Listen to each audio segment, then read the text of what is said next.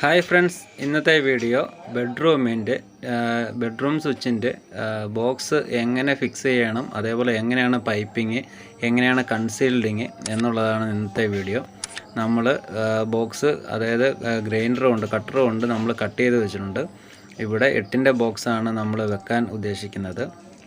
നമ്മൾ ഹൈറ്റ് വെച്ചേക്കുന്ന തറ ലെവലിൽ നിന്ന് 32 ഇഞ്ചാണ്, അതായത് 32 ഇഞ്ച് ഹൈറ്റിലാണ് നമ്മൾ ബോക്സ് വെക്കുന്നത്.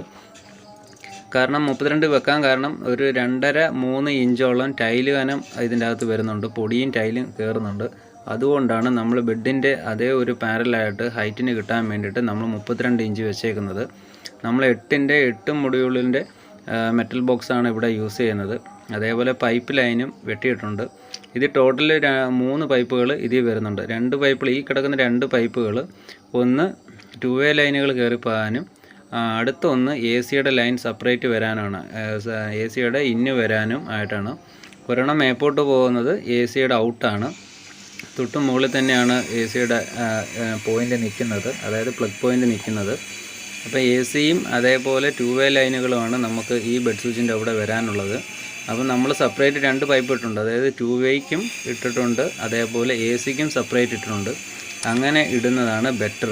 അല്ലാതെ ഒറ്റ പൈപ്പിൽ കൂടെ AC-യും 2-വേ ലൈനുകളും കയറ്റിക്കൊണ്ട് വരരുത്, പിന്നീട് അതൊരു ഇൻഡക്ഷന് കാരണമാകും. അതുകൊണ്ടാണ് ഇങ്ങനെ സെപ്പറേറ്റ് നമ്മൾ ഇട്ടേക്കുന്നത്. നമ്മളിവിടെ 8 മൊഡ്യൂളിൻ്റെ ബോക്സ് എടുത്തേക്കുന്ന ഓറിയൻറ്റിൻ്റെയാണ്.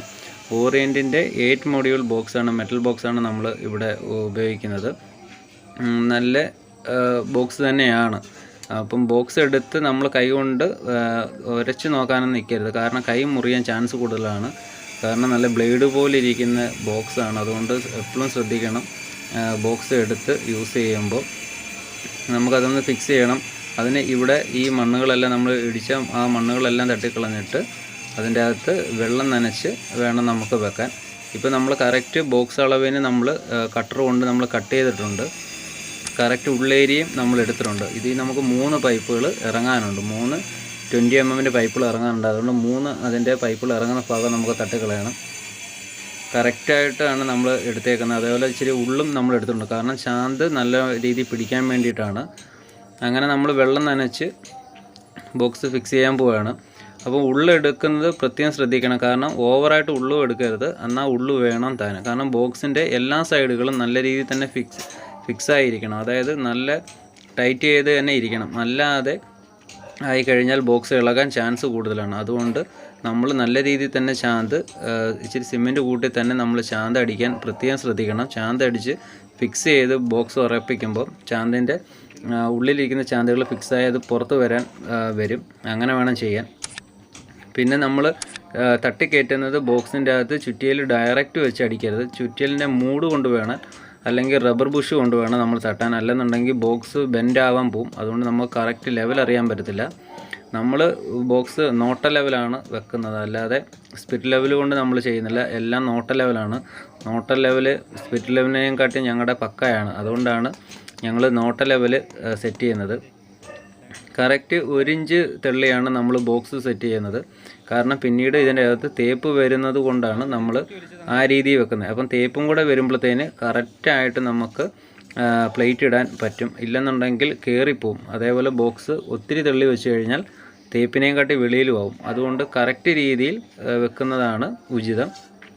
അതേപോലെ ഇതേപോലെ തന്നെ സൈഡുകളെല്ലാം നല്ലോണം ഫില്ല് ചെയ്യാൻ ശ്രമിക്കണം. അല്ലെങ്കിൽ ഫില്ല് ചെയ്തില്ലെങ്കിൽ ബോക്സ് ഊരി വീഴാൻ ചാൻസ് ഉണ്ട്.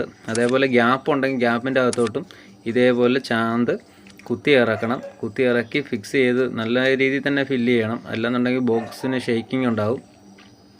അതുകൊണ്ട് നല്ല രീതിയിൽ തന്നെ 4 സൈഡുകളും എല്ലാം ഫിക്സ് ചെയ്ത് നല്ല രീതിയിൽ ഫില്ല് ചെയ്ത് വെക്കണം. അതുകൊണ്ട് ഇച്ചിരി സിമെൻറ്റ് കൂടുതലായിട്ടാണ് ഉപയോഗിക്കേണ്ടത്.